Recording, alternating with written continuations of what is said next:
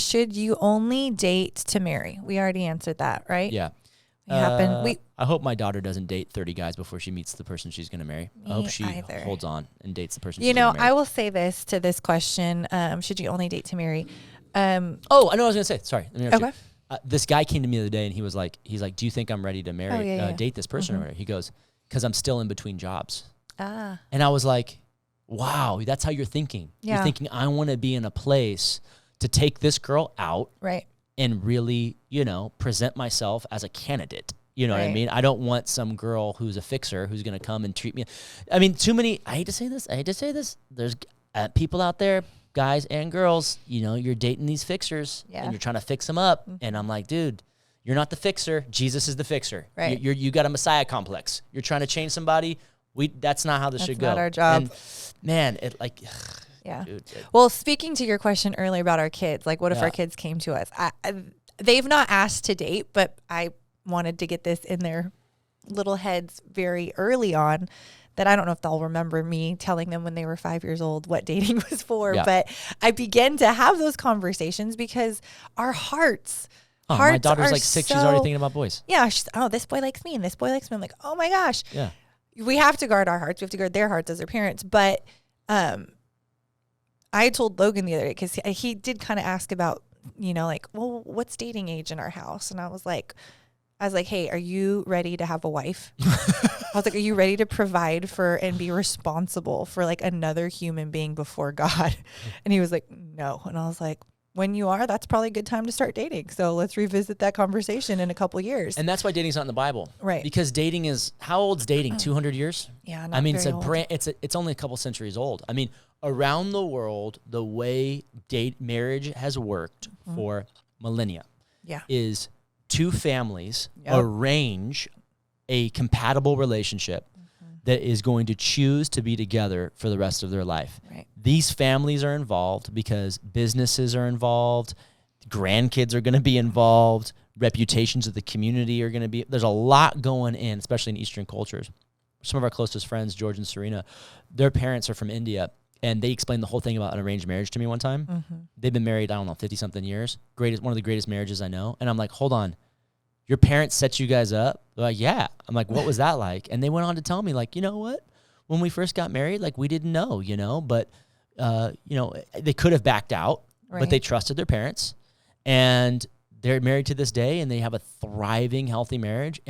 But the thing is that just like dating has a different definition in the world, right? Which is just like companionship or like what you have to give me and what I have, At the same time, like, the world sees dating as just dating for the sake of dating. Right. That's not how we handle relationships in God's worldview. Mm-hmm. You're way more, you guard your heart and you guard the heart of others. Right. So it says in Proverbs 4, you got to guard your own heart because that's the wellspring of life, right? And the thing about marriage's definition is, in the world, marriage is, anybody can officiate my wedding. Right? Like I get it all the time. It's like, my best friend officiated my wedding. I was like, all right, cool. Oh, my professor at school officiated my wedding. Oh, it's like anybody just officiates weddings these days, which is really says a lot, I think. I'm not saying that's wrong to do that. Right. But I'm saying that means you don't have a pastor. Right. So that's interesting, right? You want a Christian ceremony where somebody stands there and says, I'm leading you in a covenant, not with this person as much as I'm leading you in a covenant with God. Right. So the world goes, somebody stands there as we make promises to each other. But God says, no, marriage is not a promise to her that you'll take care of her. Son, marriage is a promise to me that you'll take care of her. That's a whole different thing. Here's my vows. I love you. I've always loved you since the day I saw you. Great. Awesome. When I officiate a marriage, I'm like, go ahead. Make your vows to each other. I love it. Romantic. Great. Let's use it as a voiceover in the recap video montage of the wedding ceremony, right? But at the end of the day, those vows aren't important. Right. The vows that you make to God, that you will take care of his daughter or his son, and that you won't give up on them and that you'll be faithful. That's marriage. Right. It's a covenant with God. And so it's a covenant with each other, but primarily the first covenant is to God. Exactly right. Yeah. Yeah. So, and in that order, like you said. Mm-hmm. So, yeah. So I always do the real vows too, like sickness and in health, man, the whole thing, no matter what. And for rich or for poor. And so, anyways, all that to say is you got to figure out what marriage is going to be for you. I think you used a word that I think we could camp out on a little bit. It was just like guarding. You know, when you're dating, people sometimes like run in with their heart wide open and their arms wide open, and not good.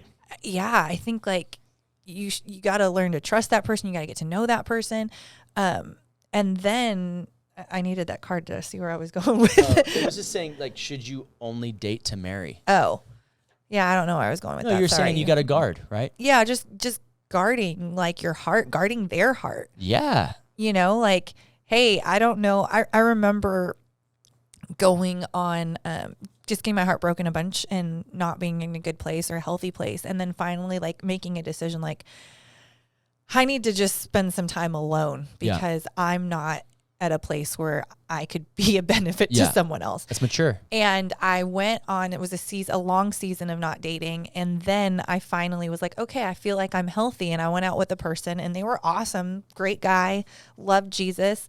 And like, I just knew one date in, he was a great person, but this wasn't for us. And it was so easy to just be like, hey. Yeah, but I met that guy. He's really ugly. So that's easy for you. You know what I mean? You're like, I have a vision for my life, and it's a dude who doesn't have wooden teeth. So that's what it was. Anyway, but you know what I mean? When you don't just like throw your heart into something, it's so easy. Like, let's guard your heart. Let's guard mine. Let's see how this goes. And if it's not, we don't feel like this is what's that vision ahead of me. Let's just not make it complicated. We gotta because guard as our own soon heart. as we just throw our heart into something, like we complicate it so quickly. Yeah, dude. It says in Jeremiah, what's more untrustworthy and deceitful than a man's own heart? Because our heart, like the heart wants what the heart wants. Yeah, and a lot of times that's selfish, and it's so selfish that it hurts other people. Talk about guarding your heart. I had a friend the other day. He was engaged to this girl, or was really serious about this girl. They broke up, and he's still friends with her. Yeah. And the other day he was like, oh man, this is going to burn somebody right now. But he was like, yeah, man, I went out with them and did this or whatever. And I'm like, 6 months ago, you guys broke up. You guys aren't together anymore? No, but we're still friends. I'm like, she's not into you, dude. He's like, I know. But, you know, I'm like, so you're over here hanging on like there's still a chance and you're still hanging out with her? I was like, bro, guard your own heart. Yeah. I told him, I was like, bro, you need to guard your heart. You need to separate from that.